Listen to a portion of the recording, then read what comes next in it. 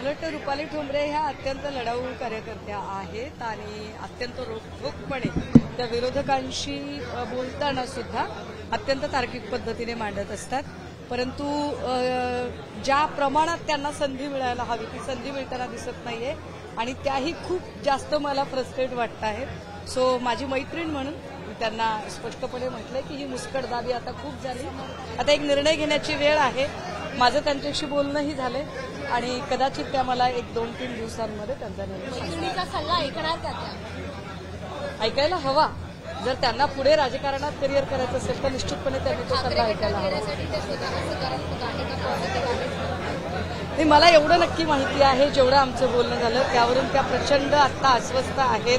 कारण त्यांना असं वाटतंय की एकाच व्यक्तीला प्रवक्ता असेल, स्टार प्रचारक असेल, प्रदेशाध्यक्ष असेल, आयोग असेल, सगळी पदं जर एकाच व्यक्तीला मिळत असतील तर मग काम करणाऱ्या व्यक्तीचं काय. त्यामुळे त्या बऱ्यापैकी फ्रस्ट्रेट आहे आणि निश्चितपणे त्या 2-3 दिवसात निर्णय घेतो. बोलणं झालंय का रुपाली ठोंबरेंचा लवकरच पक्षप्रवेश होणार?